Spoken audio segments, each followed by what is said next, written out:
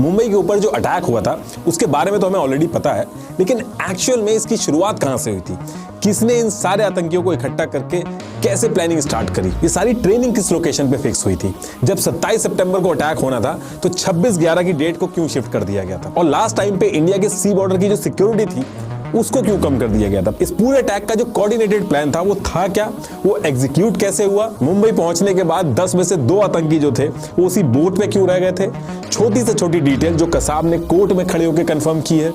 US ने जो Intel share किया है, और इंडिया के अंदर जो चार्जशीट सबमिट हुई थी इस केस से रिलेटेड उसमें जो भी चीजें मेंशन है सारी डिटेल्स इस वीडियो में मैं आपको एज इट इज बताऊंगा। तो देखिए, ईयर 1971 था और पाकिस्तान के अंदर एक मिलिट्री कॉलेज था जिसका नाम था कैडेट कॉलेज हसन अब्दल, जिसमें 2 लड़के पढ़ते थे।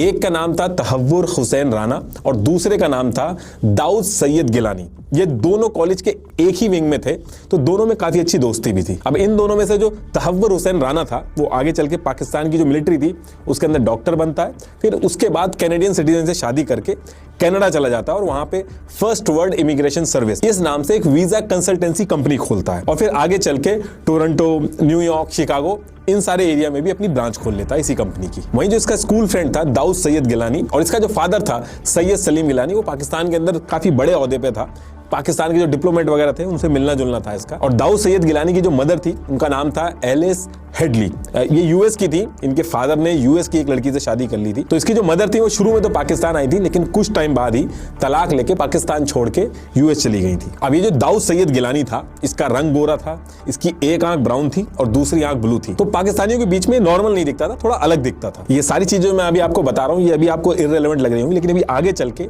मेन जड़ जो है इस पूरे अटैक की वो इसी से रिलेटेड है। तो 7 साल तक ये जो दाऊद सैयद गिलानी था ये पाकिस्तान में रहता है, फिर 1977 में ये भी यूएस चला जाता है, अपनी मदर के पास चला जाता है। यूएस में फिलाडेल्फिया एक जगह है, वहां पे जाके रहने लगता है, लेकिन यूएस में जाने के बाद भी वहां से बैठे बैठे ये पाकिस्तान से कॉन्टिन्यूसली टच में रहता था, और गांजा वगैरह जो हो गया, कोइन वगैरह हो गई, इनका ट्रेड करता था, और खुद भी बहुत बड़ा एडिक्ट था इन सब चीजों का।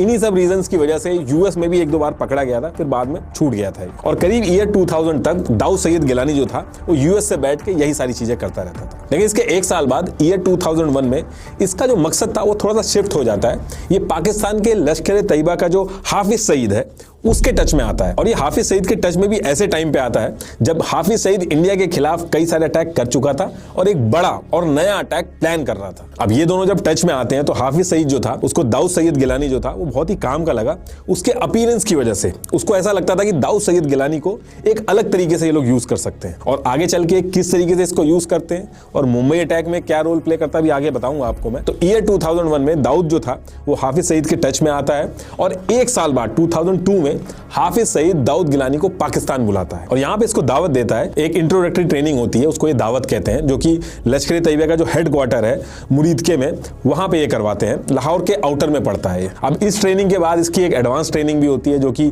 पीओके के मुजफ्फराबाद में होती है, और इन्हीं सब रीजंस की वजह से दाऊद सैयद गिलानी जो था वो पाकिस्तान 5 बार आता है और लश्कर की जो लीडरशिप थी उनसे मिलता है। फरवरी 2002, अगस्त 2002, अप्रैल 2003, अगस्त 2003 और दिसंबर 2003, इतनी बार ये पाकिस्तान आता है।